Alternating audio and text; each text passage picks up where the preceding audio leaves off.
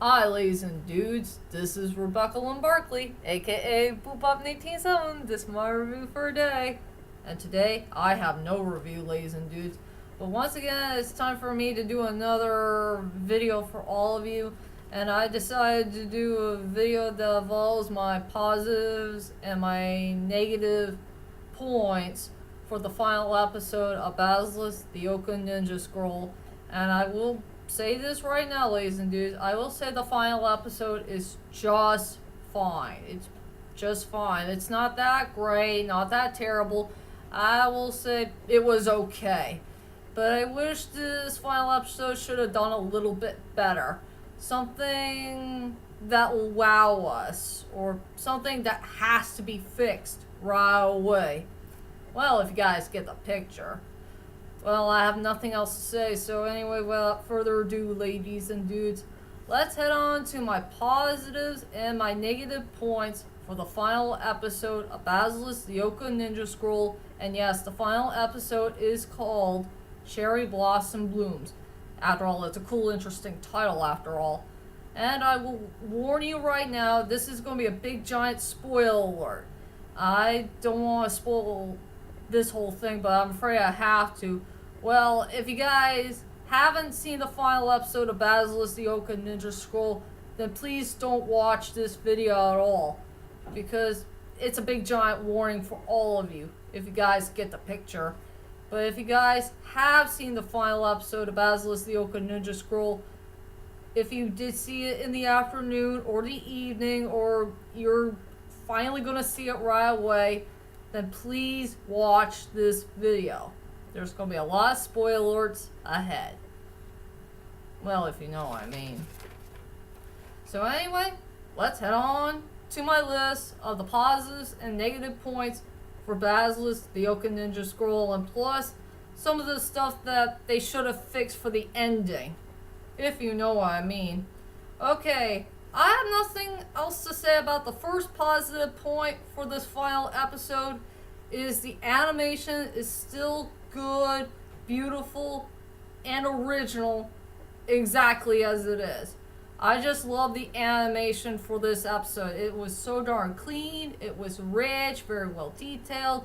I do love the character designs for the animation style of it and all that stuff. So yeah, for the first positive point is the animation. The second positive point I do love about this episode is when Hachiro had finally took care of all the members of the Choshin clan one by one. He took care of everybody.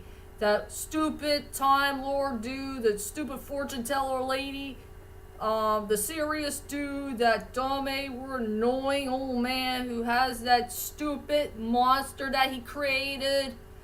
And yeah, Hibiki helped Hachiro out to defeat that stupid old man and that ugly creature of his once and for all. That was pretty darn awesome. Yeah, I like that positive point. The other positive point is Hachiro and Hibiki finally learned to use the Ouka technique at long last, so they could take down that evil Choshin dude once and for all. That was pretty darn cool. Another cool positive point is Nanimba Gourmet made a small cameo appearance in the around the near middle part of the episode, and it's great to see them both again, to be with Hachiro Hibiki one last time. And it did take place in a little virtual world of theirs when Hibiki is still working at the tea shop. That's her job, and Nanimba is her manager. And yeah, Hachiro and Gourmet decided to come visit them for a little while. And they did explain about what the Ouka technique is all about. So that was pretty darn cool. And another cool positive point I like about this episode is that Hachiro had started to feel guilty for what he had done for the last 6 years, running away from home and being very stupid for all this time, for abandoning his own people and Hibiki behind. After the events of episode 5, he started to feel bad about it, and he vowed to never ever leave Hibiki ever again for the rest of his life. And that was a good positive sign for what he did.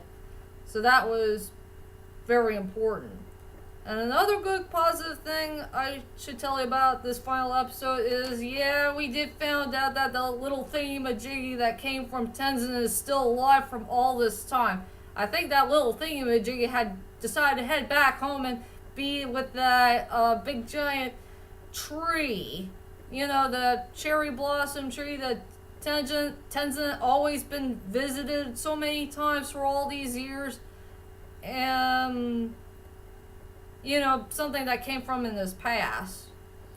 And also, there was a part where Hashiro did tell Joshin about that little short story of Tenzin's history. Something that was in the original. And also for what Tenzin had done in the past, for what he had done to Oboro Dono. If you guys remember episode 14 of the original Basilisk, where Tenzin did fall in love with Oboro for some unknown reason, and he asked her to be his wife, but Oboro Dono refused, and he had no choice but to rape her. And that was a very scary feeling, if you know what I mean. So yeah, another good positive I do enjoy is finding out that Tenzin's thingamajiggy was still alive from all this time, and some of the unknown history that we know from Tenzin from the past. That was in the previous Basilisk series. And another good positive thing I do like about the episode is seeing the final picture, you know, before the second half begins, to see Hachiro Hibiki having that nice warm hug, and their hug is pretty darn touching. Something that will always have a special place in my heart. Something that will give me a nice warm feeling that they do love each other and they care about each other. That was so darn nice. That's a good positive thing for this episode. And another good thing I love about this episode is seeing a couple of kids that look kind of familiar to me. Those kids who are doing their own training. And I can't believe it. Can it be really them? Are they back as kids? Or they're just brand new kids that came out of nowhere who had the same names as the previous Kogas and Igas that we all know and love from this underrated anime series. I was kind of surprised to see them like this. But they're just new people. They kind of look like somebody we knew and loved, that we began to grow and care about with. Well, you guys get the picture. So it's cool to see these brand new kids who are the new Kogas and Igas. They do have the same names as the previous Kogas and Igas that we all know and love for this underrated anime series. So that's another cool, strongest point I do care about in the final episode. And the final positive thing I do love about this episode is where Hachiro had finally defeated that Joshin dude once and for all. He did kill him. Not just once, but twice in this episode. Hallelujah to that. Hachiro Sama had finally defeated that idiot monk dude for good. Yay! Hallelujah!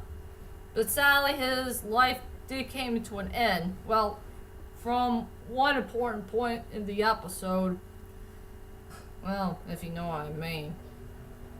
So, yeah, that's all the positive points I will tell you about for the final episode of Basilisk The Ouka Ninja Scroll. And sadly, let's head on to my negatives.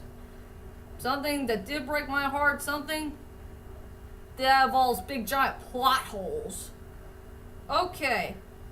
For my first negative, and it did break my heart to see this, is when Hibiki had decided to damage her lovely golden eyes. And it took place after when they found out the truth that the Ouka technique is way too dangerous for them to use. And they have no choice but to find a way to get rid of it once and for all. Yeah, Hachiro was about to kill himself, but Hibiki had stolen Hachiro's sword and decided to use the blade, and the blade went through to her eyes. And she decided to blind herself this whole entire time. I just wish Hibiki should not do that. You know, blinding her cute, beautiful, and those lovely golden eyes. After all, her eyes is truly the most loveliest part about the character. And she damaged it. That's no way to become a leader, is damaging your own eyes like that. Maybe she just wanted to sacrifice her eyes so she won't use the Ouka technique ever again, along with Hachiro. It was just too darn sad. That's my first negative thing I will say about for the final episode of Basilisk The Ouka Ninja Scroll, and let's go on to the two main plot holes that makes no sense to me, and it really did bother me. One is that dumb A-word monk dude, Joshin. I want to know how the heck did he survive in the final episode, taking place in the real world. I remember that idiot Time Lord dude did kill him. He really did kill him by using his sword, and went through to the back and between his stomach, and he used the blood to get that lord of his to come back to life, and that the lord dude did kill Joshin in the process. Well, if you remember episode 22 very carefully, but somehow he came back to life. What the heck? It makes no sense. This guy should have died. The real one, not the one that came from the virtual world. Like, what the heck? What's going on here? Did I miss something? Or it could be that he has that stupid little thingamajig that came from Tenzin. Yeah, that might be it, but I think that Joshin guy had no rights to be a part of the end. That was the most stupidest thing that the creators, the producers, the screenwriters, whoever these people are, they made one of the most dumbest decisions of their lives. Adding that villain to show up at the end of the episodes. Like, that was the most stupidest thing ever. And Joshin is starting to become one of the biggest plot hole characters of all time, period. There's a big giant plot twist about this dude that I really do hate. And he wants to use Hibiki as his wife? Oh heck no, that would be a bad, terrible thing. He's just too freaking old. How old is he? Is he 100 or something? I have no idea. Yeah, like I said, I will say Joshin is truly the biggest plot hole I ever seen in anime history, and he has no rights to be in that end at all. And I'll never forgive him for being so immature to Hachiro. That was so friggin' stupid, calling him a stupid child. What type of idiot is he? He's just a dumb A-word idiot. That's all I could say. So he's the first major problem for the final episode, and the second major problem I have with the final episode is truly the weirdo monk dude. Wait a minute. Is he alive? For real? How the heck did he survive? He did get killed by the Time Lord dude, and his butt is still sore. I wonder why is he still alive? That makes no sense. Why? Is he immortal too? Or did he find a way to crawl out of the castle? What's his story? Yeah, that's all I could say about the weirdo monk dude. How the heck is still alive? And now let's go on to some of the things that they should have changed for the end. Like, if Hachiro can find a way to stop Hibiki by damaging her eyes, and maybe they can find a way to save themselves by not killing each other for some unknown reason. Maybe it'll be a good idea if Hachiro should just save Hibiki by not damaging her eyes, and just use her eyes to see, before Joshin will get up again and find out the shocking plot twist.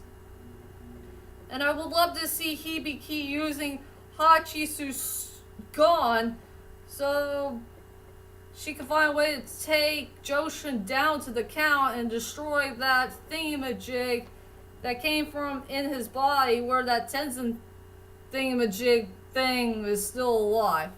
Well, if you know what I mean. So anyway, ladies and dudes, that's my whole entire positives and negative things I will tell you about for Basilisk The Ouka Ninja Scroll, the final episode.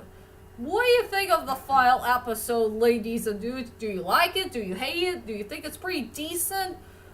And tell me, ladies and dudes, what is the most positive and negative things that you did found out for Basilisk The Ouka Ninja Scroll, the final episode? Well, whichever it is, leave a comment there and let me know. And join me next time for my next videos to come in the main future, if you know what I mean. So anyway, that is it for now, and I'll see you guys later, and sayonara.